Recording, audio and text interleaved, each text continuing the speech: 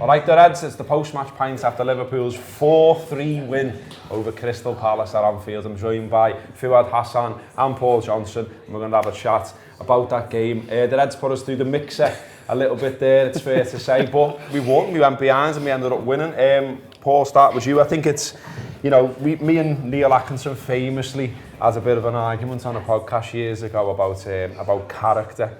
And Neil wasn't really having the concept at the time. And I was like, I just think it's massive for sides to have character. Yeah. And you know, the big thing for me there today, the almost the standout moment, if you like, is Robertson keeping that in, and it ends up being a goal for Mane. And I just think, you know, 9 out of 10 players would have looked at that and gone, it's gone now, and just conserved their energy. And he's gone, no, I'm going to make that, I'm going to get there. He gets there. And I thought all game, you know, he was injecting energy into Liverpool. You know, Liverpool know they're a good side, and there's that controlled thing. This wasn't a controlled match. No, it really was. but him, and I know Milner ultimately goes, but him and Milner the other side, Henderson at times, just injected that little bit of urgency that we needed. Yeah, definitely. I mean, you know, you said there about character, and that is the first time we've been one down at half time. I'm almost certain at home this season.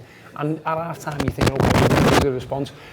You look at the other teams, and within 5 minutes you're 2-1 up, and even that what it says. But then you get pegged back and you come back again, and it's, for me, it's a big one to say to all those other teams watching. You know, obviously City, they want us to drop points, but so do everyone else. The whole country feels like you do, and I'm made up about that. I just say, well, there you go, fellas. There you go. Have a look at that. Done it again. Yeah. You know, the questions that have been asked of us this season, Robbo, at certain points. You know, can you respond after losing City? Yeah, we're away to Brighton and 1-0. We bossed it pretty much. And then today, a team where, okay, at the start of the game, I was confident because I think we should be going into a game like that. But to come away after that result and the way we've won it, I think it's a huge statement, and character stamped all over that.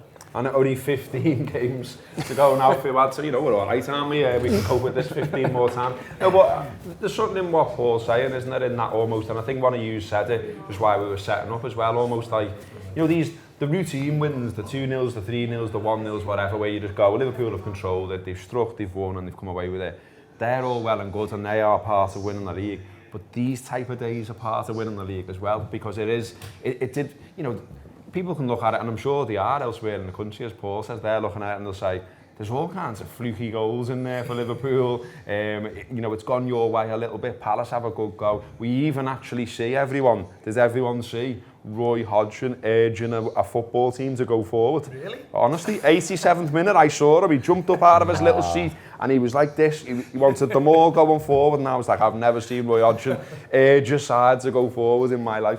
But he was doing it. But no, it's massive to win in that way. Just keep winning, find a way. He did it again. Yeah, exactly. I mean, this season we've seen a lot of 1-0 wins and closing out games really well. Something we're not usually used to seeing in the last couple of years, and it's good to see we still have that side that we can win these sort of thrilling games where it's end to end. No one's really in control. We've seen that, you know, the last couple of years we've been really good at that.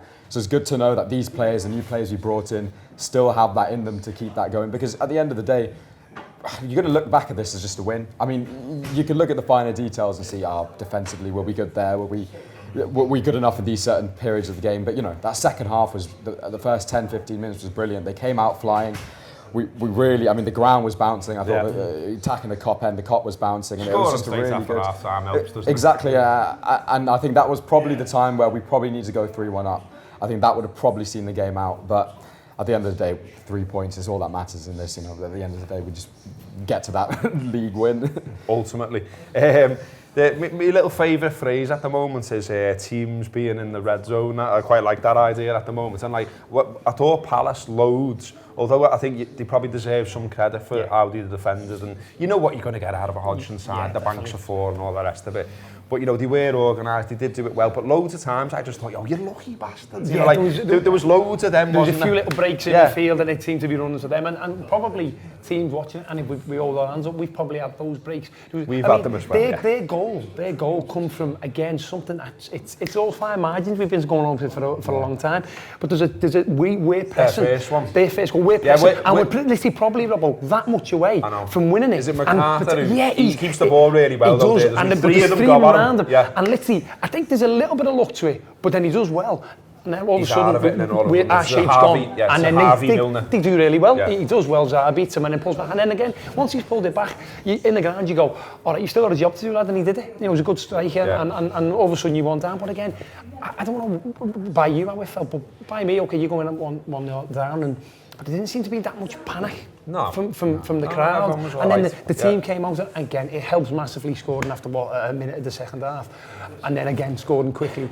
But like we've already said, to then go and get pegged back, I think back in, I can't remember exact games, but I know when that's happened, where we've been down, we've gone back up, and then we've been pegged back again, and I don't think we've responded, and we have today. Yeah. And that's huge. And again, like we said about, you said about the character and the statement, I think that's there for all to see. You know, anyone watching that, City fans especially, 2-1 Liverpool, Liverpool won that, then Palace peg us back again. Come on, Palace, because I know what we were like when we obviously Palace did it to them the other week. And then we go 3, and then we go and get 4-2, and literally... Yeah, you know, the City fans all over the country with radios going, oh, fuck off, and launching them across the room because Liverpool have ultimately won that. But, I mean, the other question for you really is are there any... We've won it, and that's great, and it's a big relief, and we're not jumping all over the place on this one, because we're probably all emotionally knackered from watching a 4-3. It's like that, isn't it? But I want to ask you whether you are actually worried about any aspect of it now, and I don't want to be negative, but what I mean by that is, you've seen Fabinho walk off. He looks all right, and we haven't heard anything yet about whether he's injured or not, but he looked all right, looked more precautionary that. But now you've got the problem, obviously Milner will have a suspension, 1 game for a second yellow. But at the same time, I guess, with us being out the FA Cup, that's becoming almost like a bit of a bonus. It's the best timing for it, isn't it? Because there's a long gap in between, and you know, I think probably the defensive changes and the moving about of players has probably caught up with us a little bit, because you know this manager talks a lot about rhythm and the players being in rhythm, and it doesn't matter how good you are, how professional you are, it is really difficult to just step in other parts of the pitch, especially if you're up against probably one of the best wingers in the league in terms of his pace and his power. So it was a big ask, and you know, I'm not really worried, because you could see the character within this team. You know, when they scored their first goal, every single one of them were fuming. Every single one of the Liverpool players. I saw Van Dijk and Fabinho literally throwing arms and everything, and that's great to see, because these players, I think, they play off cool-headedness, but then when the emotion comes into it, I think it pushes them on. Definitely. It's not a hindrance on them. It doesn't bog them down. So it's really good to see, because you know, characters is used all the time, and it's a big thing kind of thrown at teams. And you know, you look at Man City, they're looking at that and thinking, we conceded 3 against these at home and we lost. Liverpool have just conceded 3 against these and won the game. And I hope that kind of sticks in their mind. And you know, we talk about Guardiola kind of treating that game against us as its own cup final and everything, but I think he's going to look at this and it might play on his mind a little bit, just thinking, but absolutely, because this is the thing, isn't it? Like, you know, City are a great side, they've got a good manager, they've got a big squad, and they've got the stars, and they've got the strength in depth, and all that stuff that we should rightly say. At the same time, though, and again, what we should rightly say is that every single one of them is a human being. And every single one of them right now is probably sitting in the nice houses going, oh, for fucking hell, they won't go away, these. They just keep winning. They're 7 points clear again. And like, you know, there's part of me that's going, I did it before in the ground. I was like, they've only got Huddersfield though, these, haven't they? But all of a sudden, it makes you feel a little bit harder for them, doesn't 100%. And I think it's about the different wins. Because at the end of the day, you've got to say that when City have gone behind, okay, and they've gone behind, but they went behind against Palace, they went behind against Leicester, they couldn't respond. And okay, that's credit to us because we've done it. But if you think about our wins, let's think our home games, Newcastle, 4-0, okay, routine, and also, you know, good margin of a good 3-goal difference. And then you go your Brightons, your 1-0s, you're dogging out. And then you get that, which, again, thinking back, we haven't had many where we've had to come back from behind and the questions be asked. And it's almost like, well, go on, lads, what are you going to throw us next? Because every time you throw something at us, every time you ask us a question, we respond. And to sit here as a fan, we feel exhausted because we don't see many of them now. The 3 points is all that matters, but it's the statement it sends out as well. And then you mentioned about Van Dijk having to go now. There was loads of needle between our own players today, I felt. I see that. But again, for me, I'm not worried about that because it's like, as you say, they care about it so much, and they can all be cool and calm, but also Henderson and Milner were having, like, let's say, a good... Henderson ran miles to have a go at Matip to say, you need to be going far post on corners, and Matip's going, you need to be back, you're meant to be back, I'm up, you go back, and like, they were having a... But I think that's good though. I do, and I also... It shows the care, it what shows we the want. worry. You see about, and also very interesting, Van Dijk at the end, he stayed down the tunnel.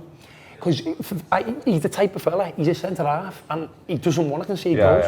No. And he's literally going, you know what, all right, we've won, but I'm going to go down there because I'm not going to, I don't want to, and obviously we did clapped him off, we did sang his name because he was fantastic, but it just showed he was like, no, I'm not happy. We're better than that. We're better than that. Yeah. And although we've won, and we're all made up, and Klopp's given all that, which obviously you're rightly for man to do, he was interested with Van Dijk, he just thought, no, I'm getting off. Because I'm livid that we've conceded 3, and he's probably in the shower now, devastated, but thinking about how we improve, we do not do that again, and that's what you love about, obviously, the characters we've got in the team.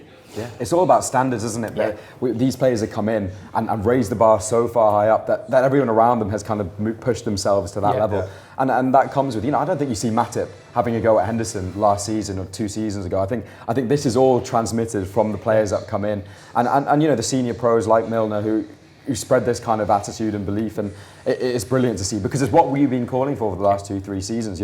Every single one of them players knowing their responsibilities, having a go, making sure everyone's doing their job and everything, and that's how you get through games like this. In all of that, what you said though, a senior pros being sent off, and now we'll miss a game. I mean, we should be all right in terms of the fact that Trent's likely to be back and all the rest of it by the time Leicester comes around. But any complaints? Did you think he was a bit of a dope over it, or can you see that he should have gone for it basically? I think you said spot on, Robert, before we were filming. You said he should have probably done the first tackle on Zaha after about 10 minutes. You know what I mean? If you're going to get a yellow, you'll take one because he is a dangerous player and usually he's powerfully strong. I've got no complaints. The second one, without being critical of Henderson, he under hit his pass, and it was in between 2 people, and I didn't know whether it was Lallana and Milner. And it was one of them, and then Milner reacted, and he caught him, and we've got no complaints. He knew as well, didn't he? Yeah, he did, didn't he? And we also said we've only seen the first one once live at the game, and when it happened, I was looking at the referee thinking, what pocket is he taking out here? Because it looked quite a heavy tackle, but no complaints. And again, I suppose, although when it got to on the clock, I was looking at it and I thought it was a case of starting to blow the whistle now because you get the 4-2 and the relief sets in and then you go and score again. That was the annoying one, wasn't it? I thought that third one, because at 4-2, as you say, it brings Camacho on at that point as well, and you think, because there was a point where we've got no right back, and you're like, this is a bit mad, especially when like their lad on the wing. And then like it goes 4-2 and he brings Camacho on at that point and he's like, oh, you want a right back now, do you? And you're like, and you sort of thought it's box now. And so to concede one there was disappointing, wasn't it, that third one? It makes the Mane goal even more important, doesn't it? And I think you could kind of see it coming. There were 1 or 2 little chances before where Mane got in and probably didn't make the right decision. One that kind of went out for a goal kick, which seemed like a corner. I don't know what the ref saw with that. But I mean, at the end of the day, I think it's difficult to kind of assess because I thought Henderson played brilliantly and a lot of their joy came down that left-hand side towards Henderson and Milner's side. So I think there were bits where we were just unlucky with our pressing, where bits weren't falling for us and they managed to break and we had players forward and they got in behind. So they are a quality side. I think that's important to say because, I think the table's not lying a little bit with them, but on paper and what we've seen today, well, do you know what, they've got players to hurt us. Loads of people keep going to me like you need to let the Hodgson thing go. Yeah. And here we are again. No credit to him, to the players. Yeah, because I just said the same on the way out of the ground to mates. I said they've got some good players there. I like the fullbacks. Wan-Bissaka's fantastic. Zaha's great as well. Van Arnold is good. And you just think, the way he fucking sets them up so negative and it's like, imagine just watching that shit every week, especially when he's got talented players on his hands. I think they're a perfect, they're a good team to play away, aren't they? Yeah. So your 2 banks of 4 and your man in front and the plays they've got, maybe it's a different thing at home, maybe when teams come and say, well come on, you come and play, because we didn't really see that, did we?